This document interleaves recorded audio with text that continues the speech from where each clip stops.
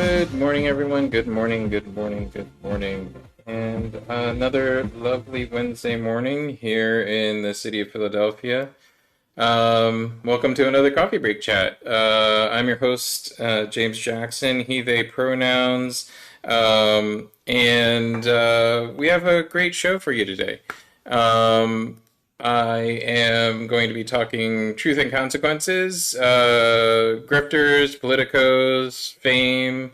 Grifters get dollars, politicos get fame, people get family leave, abortion rights, and election results. We had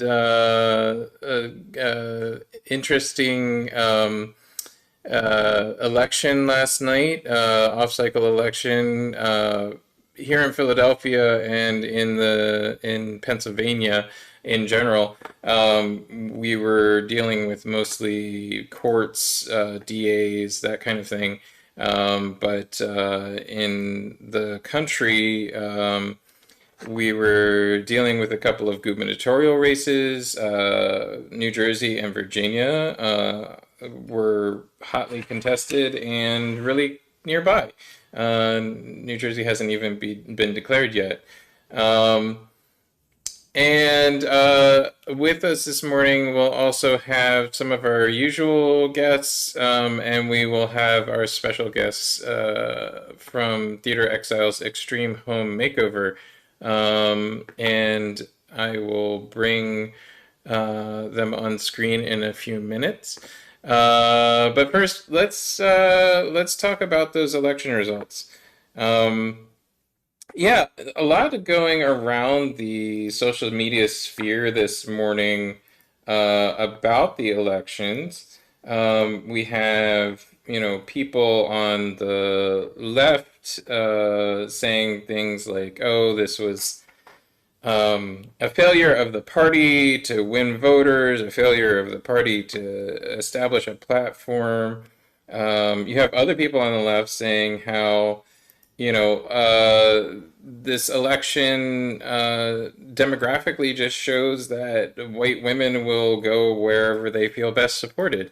And then you have folks like me who wonder how that support can go towards racism and sexism when that's what people decry all the time. And then on the right, you have people who are actually calling the governor-elect of Virginia a moderate, even though he supports anti-critical race theory, he's anti-LGBTQ rights, he's anti-gay marriage, anti-abortion, a host of other things, anti-women's rights, and anti-healthcare. Just very confusing in general how that can be a position that is moderate, but I guess non-Trumpian in some sort of way. At any rate, we'll talk more about that later. But I would like to welcome to this screen our guests from Theater Exile. And there they are. One second, sorry, I have you on the wrong screen. Pin you to the second screen. There you are. Good morning. Please introduce yourself, your pronouns, and what it is you do. Hi, I'm Jessy Gruver. She, her, they is also okay. I'm a theater artist, teacher, all of the things that we all often are to make that work. I'm currently playing Valentina in Theater Exile's world premiere production of Extreme Home Makeover. Hmm. So tell us a little bit about Extreme Home Makeover. What is, I mean, I know what the HGTV show is. What's Theater Exile's Extreme Home Makeover? So, yes, it has to do with the show. Basically, the Vega family, a poor Tejano family, has just lost their husband slash father, and so it deals a lot with grief, and it deals with family and how different people um, sort of relate during this time of grief. And Valentina has got it into her head that the way to make everything better is to put together an application, a videotape of the family introducing themselves, showing off the house, all of this, so that they will be chosen to be the family that gets the extreme home makeover. Thus, all of their financial woes will be better and everything will just be fixed. So yeah, going after that sweet relief of outside the narrative solution. Um, so what? Where is Theater Exile? Where is this showing? How can people see it? Where can they get tickets? That kind of thing. Yeah, Theater Exiles in South Philly on 13th Street, right at Reed. It's in a brand new space. It's beautiful. You can see it. It's running now. We've done 5 previews. We open tonight, and it runs through the 21st. And you can go on their website. Oh my gosh, I don't know what their website is right now. I think it's just theaterexile.org. And you Yes. can, yeah. Go ahead. Mhm. Just proof of vaccination, and you have to wear a mask while you're there. And come on by. It's a Yeah, it 90 minute. is theaterexile.org. Yeah, and that's all good. And what would you say? This piece it sounds interesting from the point of view of you're dealing with grief. We're all dealing with a lot of grief in our lives right now. There's multiple national things going on in addition to anything that anybody has going on in within their own family or their own home. Um, how do the characters deal with grief? What is the process, and what would you say an audience can take away from this piece in dealing with grief? I think they're all dealing with it in slightly different ways. Valentina, my character, is definitely strongly in the denial portion of grief. Just pushing through, pushing ahead. There's a lot to do. There's a lot to be done. She has 2 kids. She's also caring for her ailing mother. Sort of. Mom is she can hold her own to a certain extent. The kids are 16 and 11. She's now the sole breadwinner. There's just a lot of pressure and a lot going on, so she's not really allowing herself the time or space to really feel the grief process besides the denial portion of it. Um, Marco, the 16-year-old boy, uh, is sort of finding himself in this place of, well, I am the man of the house now, and what does that mean, and the pressures of that. Like, I have to go get a job. Excuse me.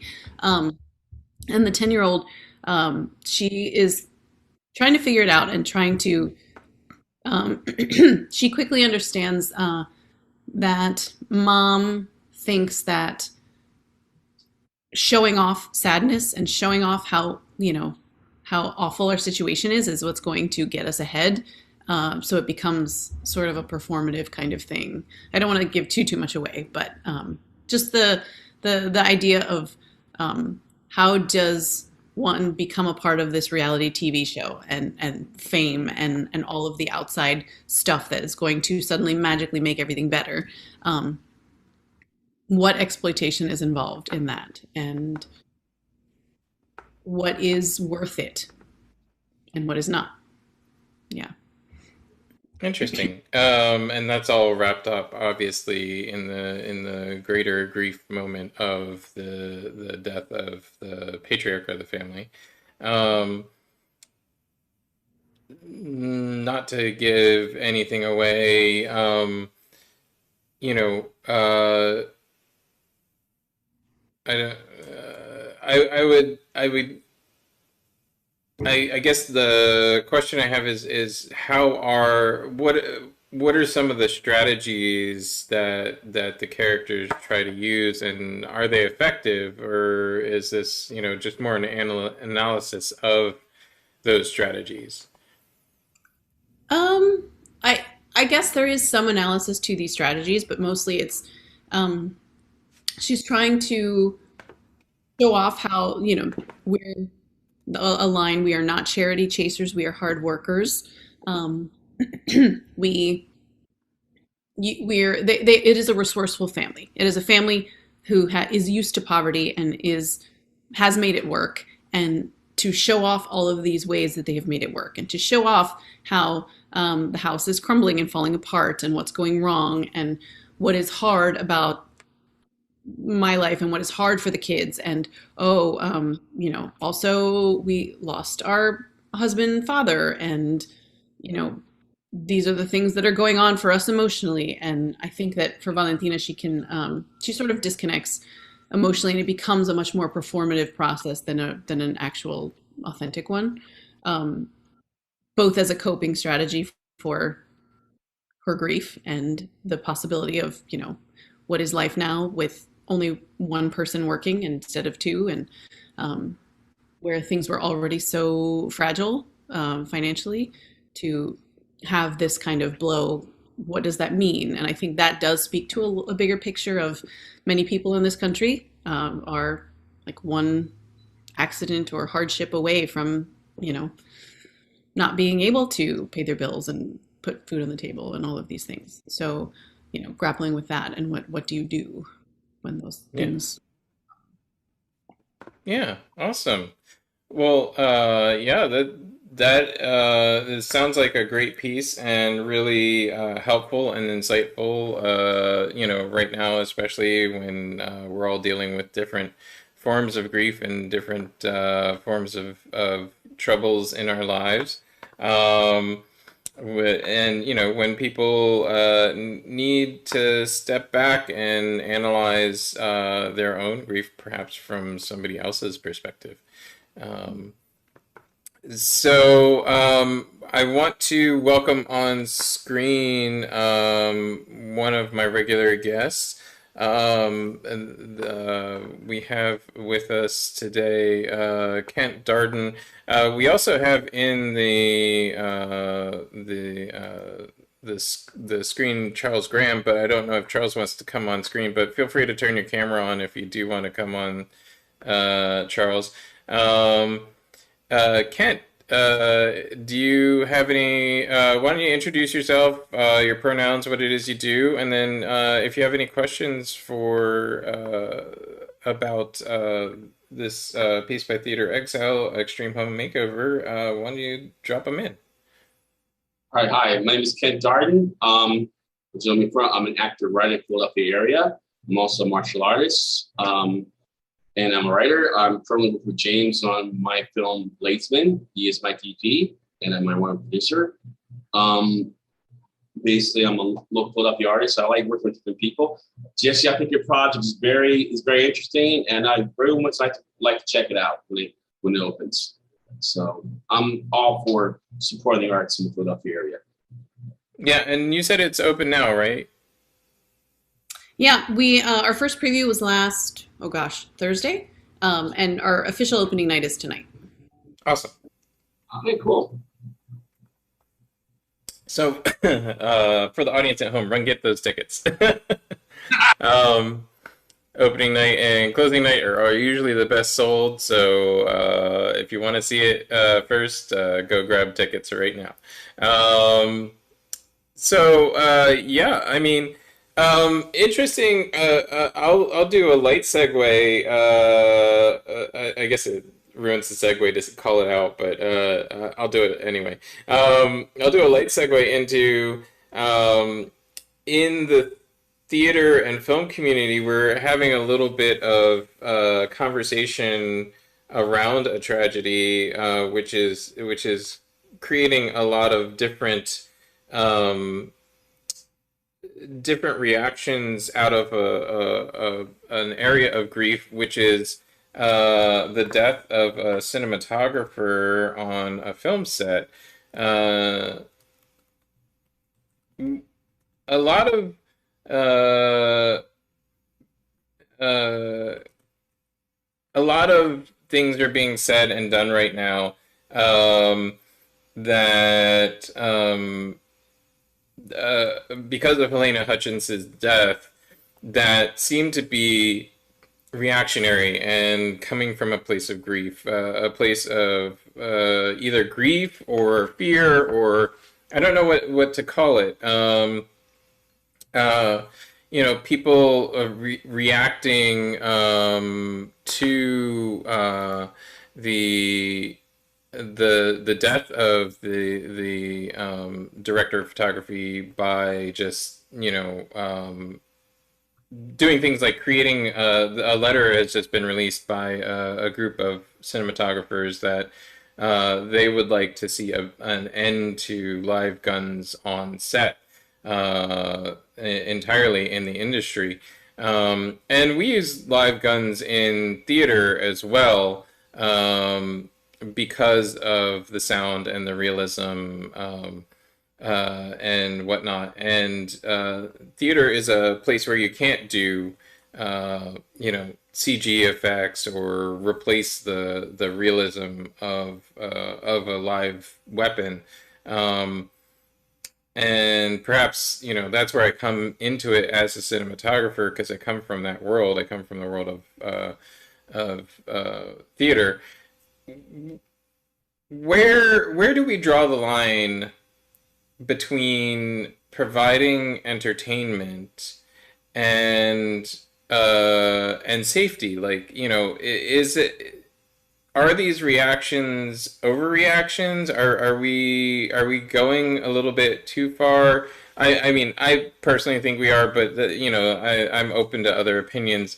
Um, in saying, in 2021 that we shouldn't have live guns on a set in theater or in filmmaking.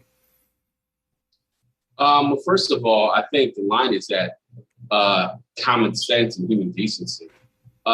Basically, I've been watching this thing for the past couple of weeks, and you're hearing stuff from CNN how there were certain people of the production that left because of the unsafe conditions that happened on Rust. We're getting this information as it comes along.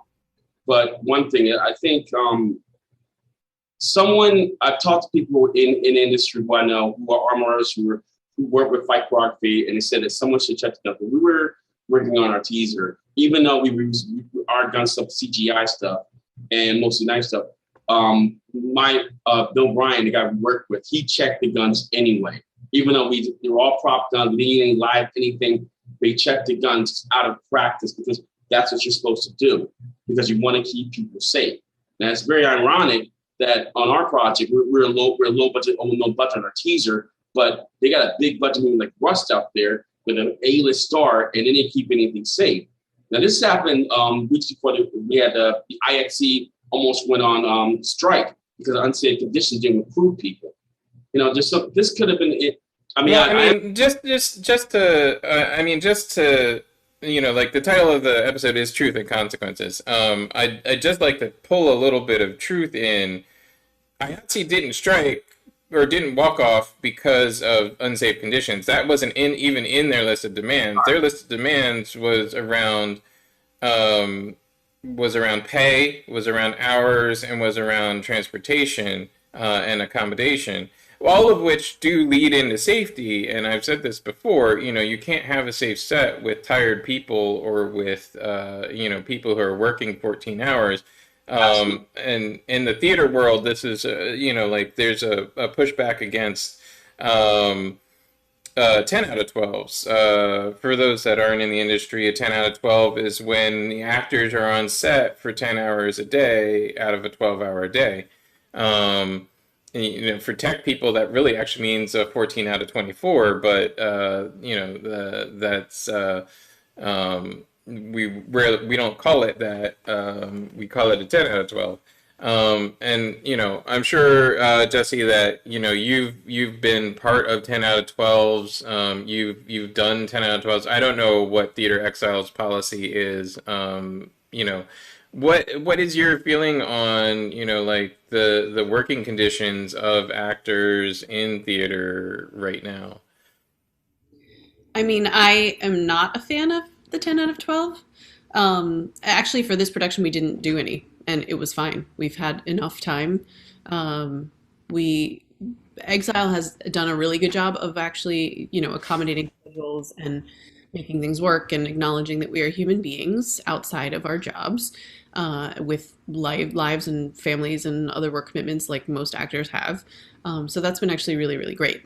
That said, I've been doing this a while now, and it's just you come to like just accept that, well, this is part of it. You're going to have a couple 10 out of 12s leading into tech, and you just pack a lot of food and a lot of caffeine, and you just push through.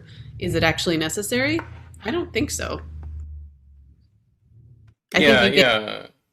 a better outcome when you have happier, more well rested people working for you. Well, That's my opinion. that's my thought as well. As a producer, I do produce things sometimes. I'm producing this show, and that's my thought as well. Like, why not just plan better? Have a little bit more lead-in time, have a little bit more rehearsal time that's a little bit more spread out. Is every Um, you know, pre-production the, is I'm sorry. pre-production is everything. Plan things out. Um, Yeah, it is. And a lot of the issue with Rust seems to have been in the pre-production slash production side of things. There's an interview with one of the people who was up for the prop master position. So in film and theater, there's a prop master. The prop master is responsible for all the properties. That's anything that isn't furniture, or isn't set piece, or isn't costume on set. The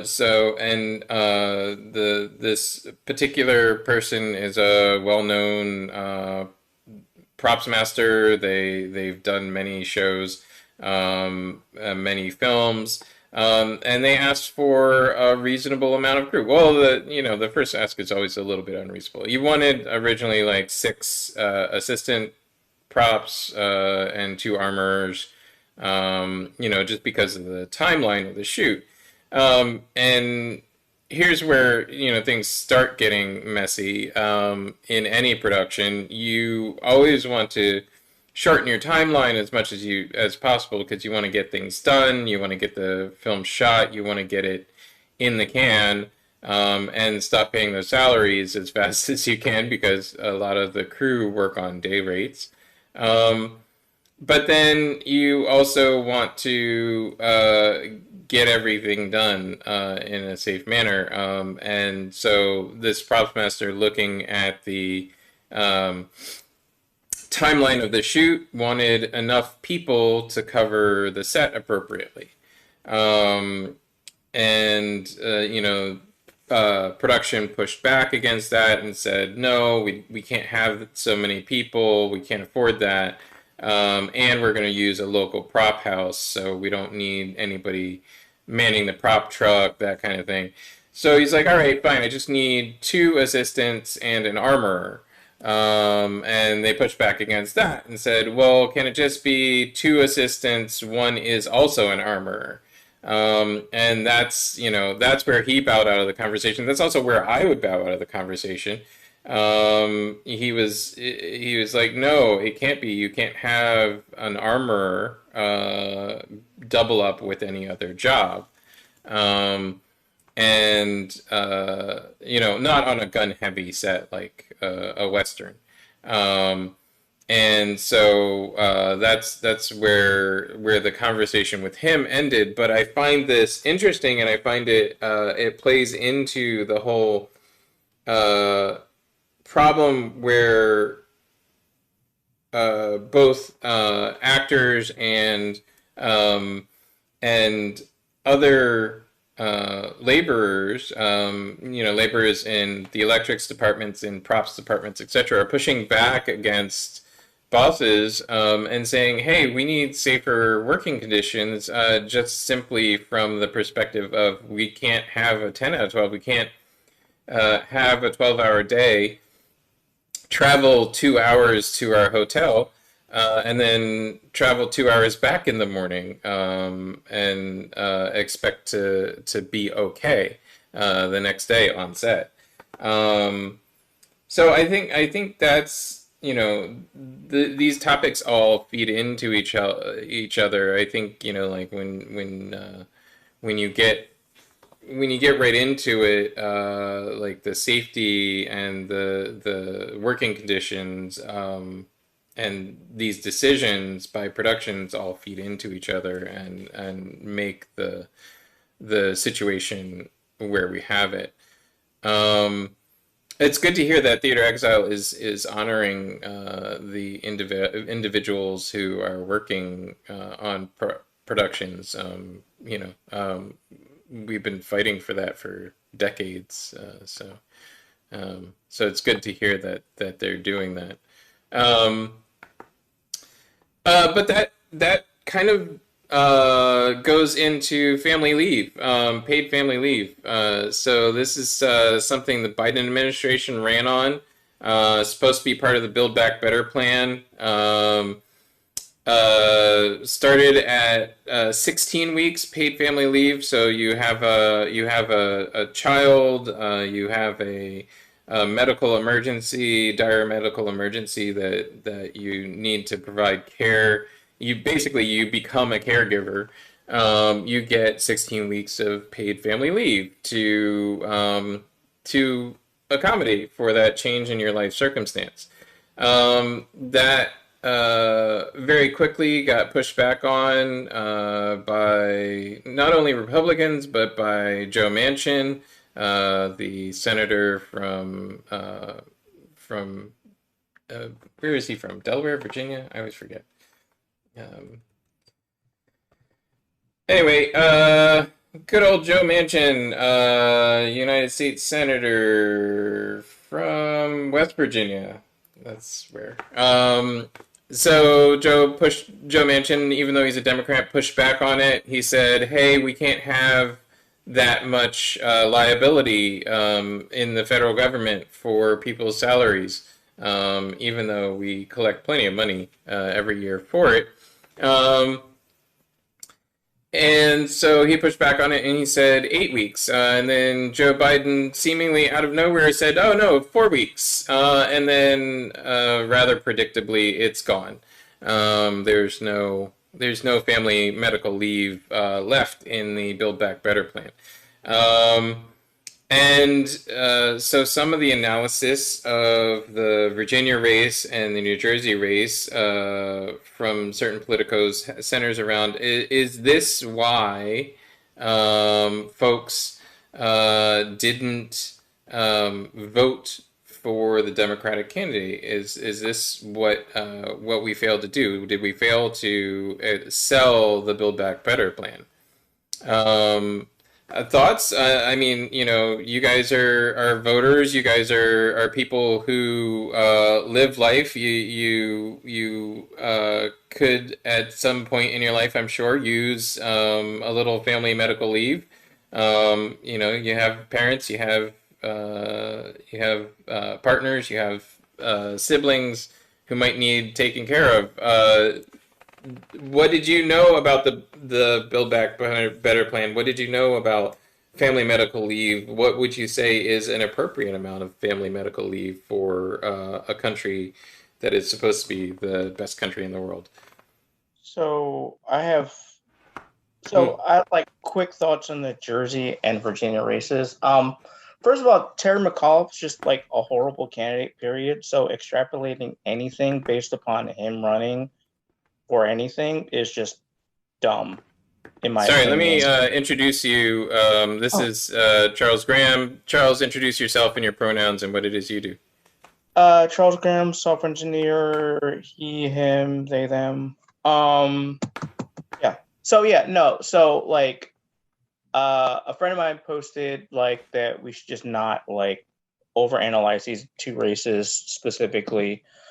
Just from my knowledge of politics when I used to be in it, sort of Virginia and New Jersey are very like different, like weird animals in the sense that they tend to go blue for the national elections, but a lot of the times they actually go red for the gubernatorial elections. I mean, Chris Christie was in New Jersey, stuff like that. So, add that on top of like Terry McAuliffe just being a horrible candidate, and I'm not sure about the candidates in New Jersey, but I don't necessarily know how much we can extract from that. And I think, as you had a post about like people being armchair experts who aren't armorers about Rust, like I think everybody who's just like jumping to conclusion like, oh, because we didn't do everything Bernie wants, that like,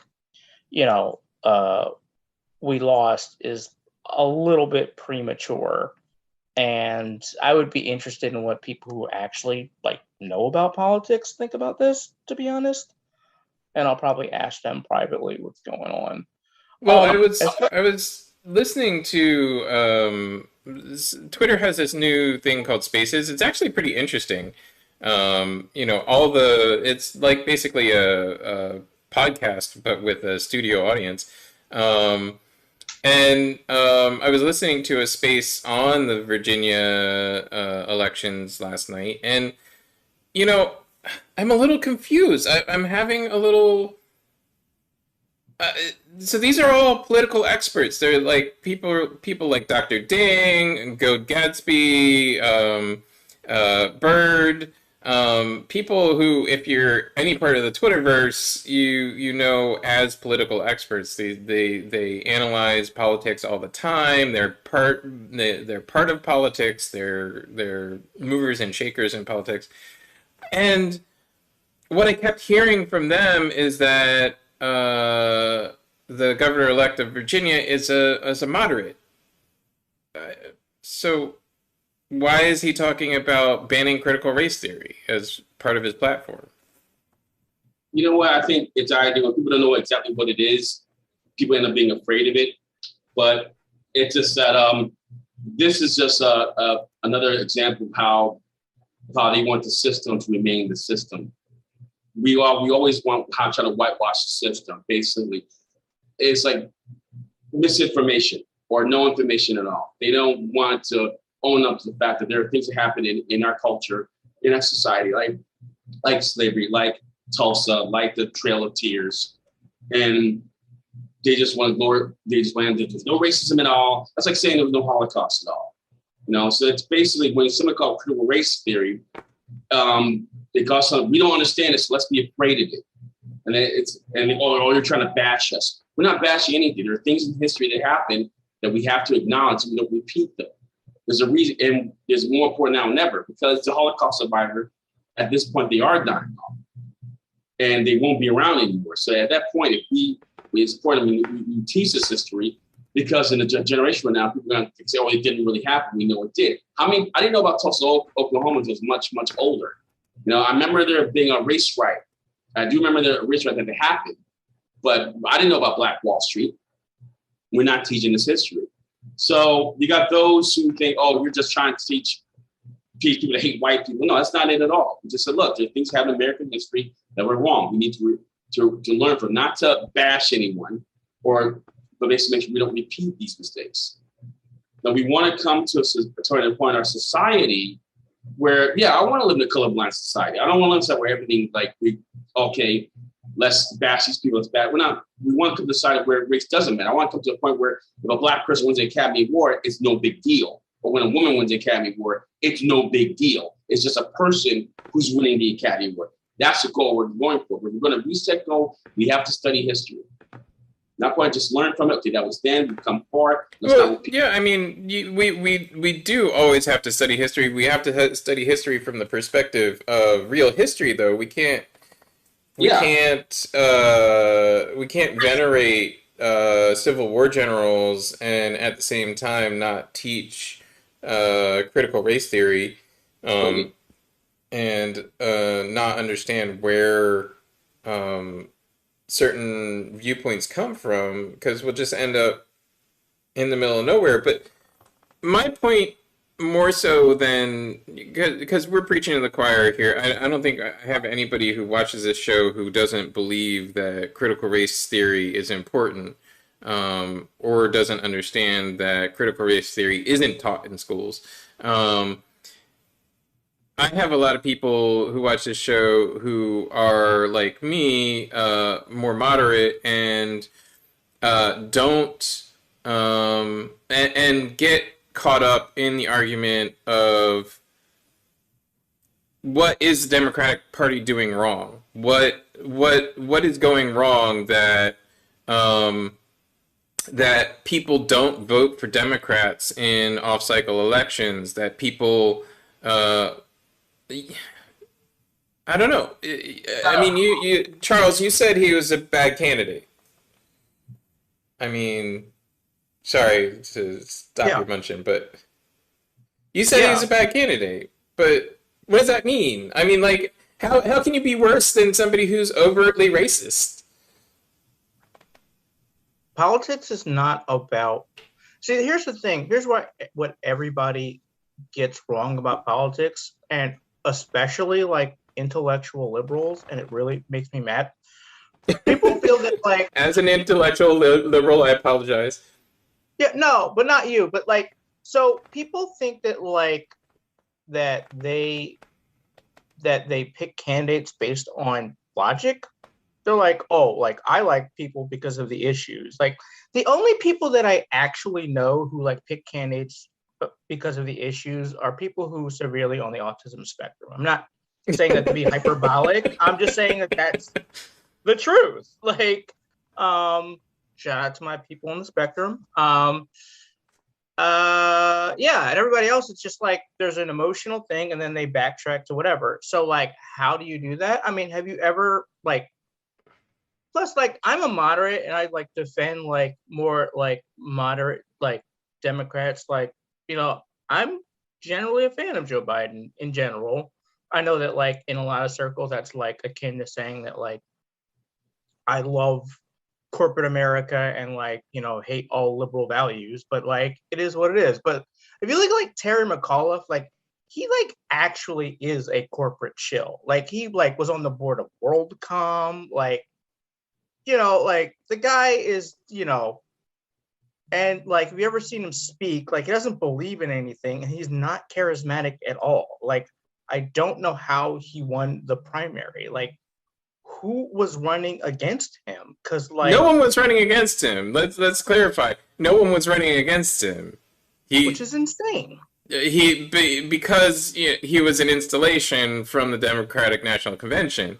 But basically, what you're saying is that it's all mostly about emotion when people vote. It is always about emotion when people vote, but my question is, so, and this goes back to a conversation that I had on Twitter about people voting. You know, there's a relatively well-known video. Feel free to look it up. It's on my Twitter feed, Light Thief Prod on Twitter. But there's this video of you know, a lot of journalists are actually doing relatively good work and going out and trying to honestly interview folks who have very not well-informed political views. And trying to, you know, really dig into what people are getting out of these views. And he interviewed an older guy, probably in his late 70s, at a I'm sorry, I've forgotten the other candidate's name, the governor-elect's, one of the governor-elect's rallies that Trump was supposed to show up at. I don't think Trump actually showed up at that one, but that's neither here nor there. But, you know, the interview was, what do you think the most important issue is in this election? And this man, who, again, is in his late 70s, answered that critical race theory being taught in schools was one of the key issues of this election. He has neither children nor grandchildren, you know, like nobody in his direct care is in school. Nobody that he knows works in school. But according to him, critical race theory is the key issue in this election. And critical race theory, once again, I'll say it again, is not being taught in Virginia public schools. But the follow-up was good, which is, could you please describe what critical race theory is? What is the issue that you're voting on? Like, how does critical race theory affect the election? And his response was, I don't want to get into that right now. You guys watched SNL recently? SNL had a skit about school board thing a few weeks ago, and when Owen Wilson was guest hosting, and it was this very funny skit about the school board meeting about COVID. Everybody was talking about different things. One of the cast members came up and played his character and say, "I'm really angry right now about critical race theory. Number one, what is it? I'm afraid of it. And what is it?" And it was hilarious, but it was basically true. A lot of people don't know what it is. And when it's something that people don't know what it is, they just put a word out. Like, they might not know what socialism is, but people are taught to be afraid of it. People find the subject matter, what it is. When somebody tells them to be afraid of it, they just go with it because they don't get the information. I mean, there are people out there out in the Midwest, I mean, not blaming it, but who don't have, some places in their country that don't have internet, that don't have social media, they don't have libraries, but they got Fox News. And they got these. I mean, no. I mean that's not true. I mean, we harp on the low educated voter all the time. Like we do it constantly. Like, we either blame black people for not voting, which is happening in Pennsylvania. We're blaming Philadelphia for not showing up to vote. We're blaming black people for not voting, and therefore we got a awful anti-abortion Supreme Court justice elected to the Supreme Court of Pennsylvania, and we blame low information voters, or which is a euphemism for poor rural people, or black people. Yes. Well, and then we go back to blaming black people if they live in a rural poor community. But yeah, so like I think that's a bunch of bullshit just because I'm tired of blaming these people isn't solving the problem. Like, I'm just saying that we're not getting the information out to people in order to know about it. We're getting the information out to people. I don't think if they're honest about it, anybody doesn't actually know what critical race theory is at this point. I think if they're honest about it, if they're actually honest about it, like, I don't think anybody doesn't actually know what critical race theory is. Everybody has the internet in their pocket. Cell phone service has what? All right, both of you are wrong. Nobody really knows about what critical race theory is. Number one.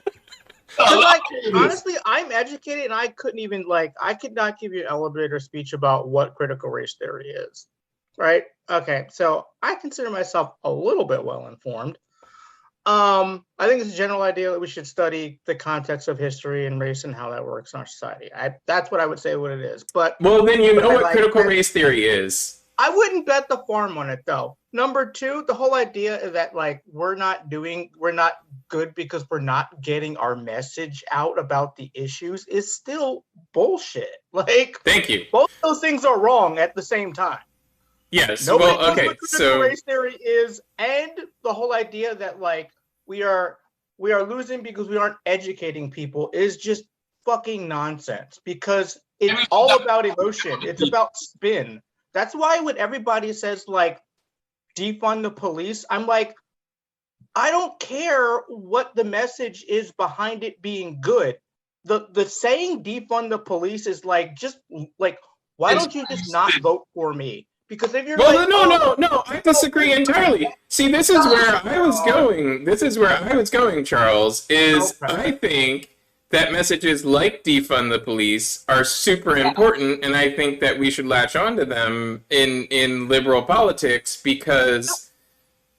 Yes, but you have it wrong. So, all right, think of the death tax, right? That's a good thing to scare people. Yes. You're gonna get taxed when you die. Yeah. But the Democrats did the exact opposite, where we're let's say defund the police, which is scaring people in the wrong way. It's wait a minute. these people want to defund the people that are going to protect me from the bad people. But people who vote for Democrats already know that the police don't protect them, that the community protects itself. I think no, you're giving like liberal suburban people way too much credit. You really are. Like, oh, all right, yeah, fair. At the end of the day, like, you know. And let's decodify, Charles. Let's decodify. Like, when you say liberal suburban people, you mean white women, which are the ones who swung on the Virginia vote. Okay, I would just say people. I'm not gonna say women necessarily. Let's not throw our sisters under the bus. I think it's more of a emotional parental issue than a gender issue. So, like, if the facts say women more than men, okay, whatever. But just how we don't want to throw black people under the bus, let's not throw our sisters under the bus, right? I forget. No, but yes, but let's think about it though, right? Like, that is a thing, right? Like, and maybe that's what's going on, because most of the population of Virginia is like suburban, like, liberal people, right? At the end of the day though, like, you can be liberal, but to a point. It's like, oh, do we believe in equality? Yes. Do you really want a black man marrying your daughter? Probably not. You know, when it really comes down to it, right? So what I'm trying to say is there's always this navel gazing analysis after an election like this. yeah. Was it because the candidate is bad or not likable? Was it because the message didn't get out? Was it because the other side had better messaging? Blah blah blah blah blah. Is it, and it turns out repeatedly that it's not spending. The Democrats outspent the Republicans in both New Jersey and Virginia by like an order of magnitude. So spending isn't the problem. Can we forever put that to rest, please? The problem, I don't think, is any of these things. That's the problem to me. The problem is that we do all this navel gazing after the fact. Republicans never do all this navel gazing. Republicans don't give a shit. They don't care why the message didn't work. They don't care why the person didn't get elected. They just move on and go, okay, here's what we want to get done. And this is actually a point I've heard a couple of times, and you feel free to agree or disagree, Charles, but I think that it's a good point, is that one of the ideas that was brought up in the conversation last night, analyzing the Virginia election, was that the Republican platform was about the Republican messaging and platform was about doing things. These are the things we're going to do. The Democratic platform and messaging was around, don't vote for Trump in a different suit. Yeah.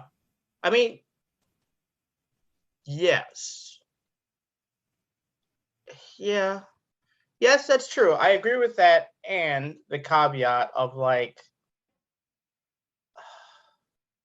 but Virginia and New Jersey are such like weird, like, kind of. But they're swing states like Pennsylvania. They're swingy, weird, pretty representative of the national politic. Not really, but you think about what New Jersey and Virginia both have in common is like, which is different than a place like Pennsylvania, is one, most of their populace is not centered, is like, they're all centered in the suburbs. It's like suburbs and rural areas, right? Versus cities and suburbs and rural areas. So you're going to have, like, in Pennsylvania, you will have like Philadelphia, which will be like strong Democrat, ride or die, whatever. But the suburbs is where, like, you make or break it in the national elections. Well, but that's where you've got all the swing voters. Yes, but if you took exactly, But And if you look at the demographics of the Virginia election, those swing voters, and if you look at the demographics of the last 5 national elections, those swing voters are white women. I know. Okay. Yes. And what I'm saying is that if you took Philadelphia and Pittsburgh out of the equation, like Pennsylvania would never win any, like Democrats would never win Pennsylvania ever. If you left it up to the suburbs, right? Well, yeah. Like if you took Philadelphia's population and made them all what the suburban population is, we would never win. That's the demographics of both Virginia and New Jersey. There's no city center. The city center is outside the state. So like there's no actually core Democratic base. There is, but there isn't. Well, Fairfax in Virginia is the core Democratic. Yes, but city. It's a suburb, right? Like it's still a suburb, and people. It's a pretty big city. City? It's 1.5 million population, so. I mean, I don't know. I've never been to the great. I'm just looking at the voting numbers, like the voting numbers. No, but I don't know. But every state is exactly alike in that regard. If you have a bunch of rural population and and a couple of 1 or 2 big cities, the big cities are equal or greater than in population numbers the rest of the state, which is the case here in Pennsylvania. It's the case in New Jersey. It's in the case in Virginia as well. Fairfax County has something like 45% of the population of Virginia, and that's what happens every election. Is Fairfax County either has enough voters turn out that they swing the election Democrat, or they don't, and the election goes to the Republicans. And the turnout in rural districts is always pretty consistent because it's lower numbers. It's easier to get the same turnout. It's easier to get the same number of people to show up every year. Well, it's not. So here's how. Okay, a couple of things. Remember, Jersey and Virginia don't have city centers. Like Fairfax County is a suburb. It might be a city, but also it is like it's like one of the top 5 richest counties in the country, right? I don't know the exact number. It's where all the people from DC live. Yeah. All right. So, right, like there's going to be that no matter how liberal they are, if they have Black Lives Matter things or wear rainbow flags, they're still afraid of like a black dude from DC coming and like robbing them. Like, let's just be honest about that. So, let's keep it real. And yeah. Where else was I going? Well, I want to go. Here's where I want to go. I want to go to abortion rights. Oh boy. So here's where I think all this analysis is going to completely miss the point, as it does every year. I think the DNC is horrible at post-game analysis. And I think a lot of the activists on the left are horrible at post-game analysis as well.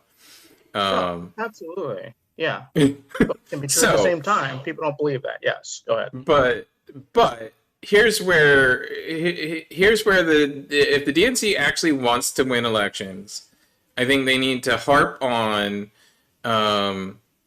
women's rights, because there is a concerted drive by the RNC and by key players in the Republican Party to end women's rights as a wedge issue to start divvying up the population and creating these different voting blocks. I think that's what Biden did, by the way. Like, people shit on Biden for like his strategy about what he said and didn't say, but he pretty much did exactly that. Right? I mean, I don't shit on Biden for what personally. I don't shit on Biden for what he said during the election. I think he ran a good campaign. You shit on him for now. But I think his follow through sucks. I think he's too much of a pragmatist in trying. he's still trying to work with people in the Senate, like, like he's not from a different branch of government now. Well, yes, and like, if it wasn't for people like the dude from West Virginia, who you like, I mean, he had shit locked up. Like, he had bipartisan support, like for real, honest to God, bipartisan support on stuff. Like, don't knock him on that. Where he got screwed was actual like centrists in his own party screwing him. Well, and they're screwing him for the fame, like that's the subhead of today's episode. Grifters get money, politicos get fame, and what do the people get out of it? We get nothing out of it. That's my point. Is we get literally nothing out of it. Like, we get screwed as the people who are living under these laws. By people who want money and fame, and that seems to be their only actual motivation. They don't seem to actually care about people. Yeah, no, I mean, I haven't just been in West Virginia. It's a really interesting state, to say the least. A state that could behoove itself of progressive politics, but also a state that is, they got forgotten by the changes in the times. Like, I was in coal country. Yeah. They got left behind, and building back better would mean everybody changing jobs in coal country. Yep. And the thing is, so like, Comfort Zone Camp is something I'm involved with. It's a camp for kids who have lost a loved one, and there was a grant that, so that camps would, the grant was to be used for camps made in West Virginia specifically. And